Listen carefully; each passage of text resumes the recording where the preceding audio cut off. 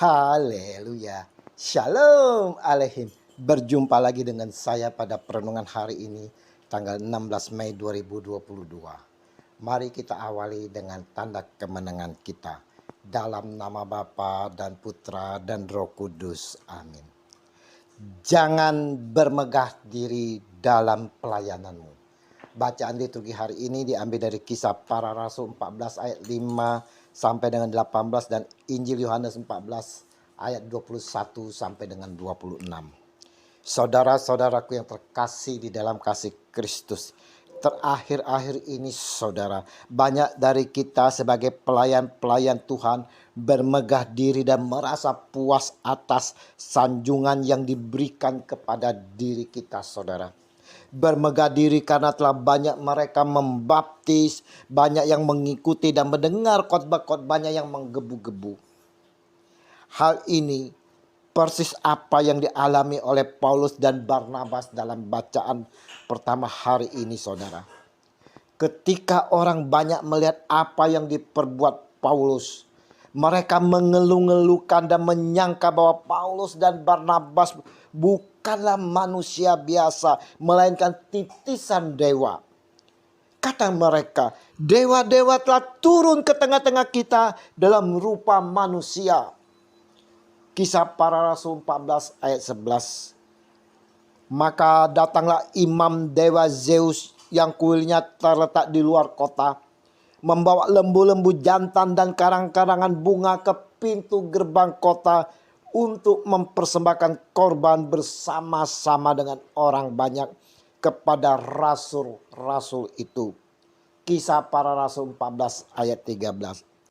Saudaraku yang terkasih, Paulus dan Barnabas disanjung dan disembah layaknya dewa saudara.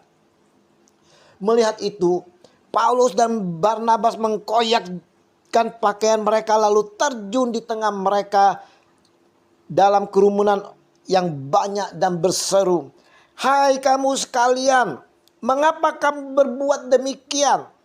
Kami ini adalah manusia biasa sama seperti kamu.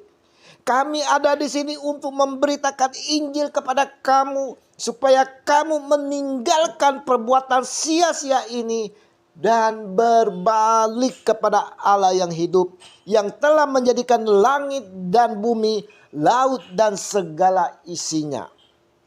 Kisah Para Rasul 14 ayat 15. Saudaraku yang terkasih, kita ketahui bahwa Paulus dan Barnabas ke daerah itu tidak lain dan tidak bukan saudara, hanyalah untuk memberitakan Injil agar mereka berbalik kepada Allah yang benar. Paulus tidak ingin mencuri kemuliaan Tuhan saudara. Paulus tidak saudara, dengan membiarkan orang banyak itu memuja dia dan menganggapnya dewa. Paulus sadar bahwa yang membuat orang lumpuh itu berjalan bukanlah kesaktiannya, melainkan karena kuasa Tuhan yang bekerja.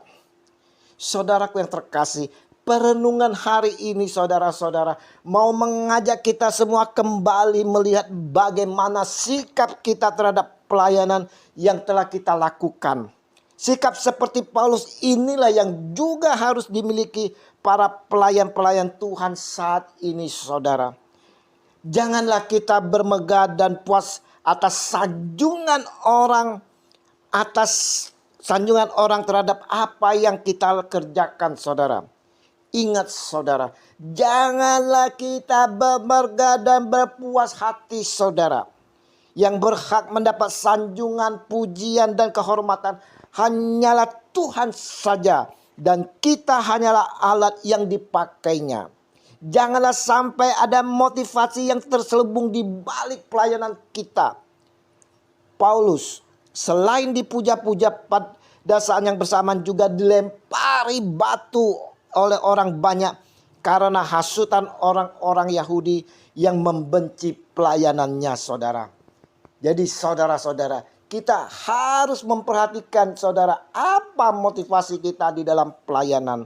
Mari saudara-saudaraku yang terkasih, hendaknya kita memiliki motivasi yang benar dalam melayani Tuhan, seperti Paulus yang ditunjukkan dalam bacaan hari ini. Tuhan Yesus, sering tak sadar kami bermegah diri dan berpuas diri atas pelayanan yang telah kami lakukan. Ampuni kami ya Tuhan, biarlah kami selalu dibimbing oleh Roh Kudus, agar dapat selalu merendahkan hati dalam pelayanan kami, kini dan sepanjang segala abad. Amin. Dalam nama Bapa dan Putra dan Roh Kudus. Amin. Shalom Alehim.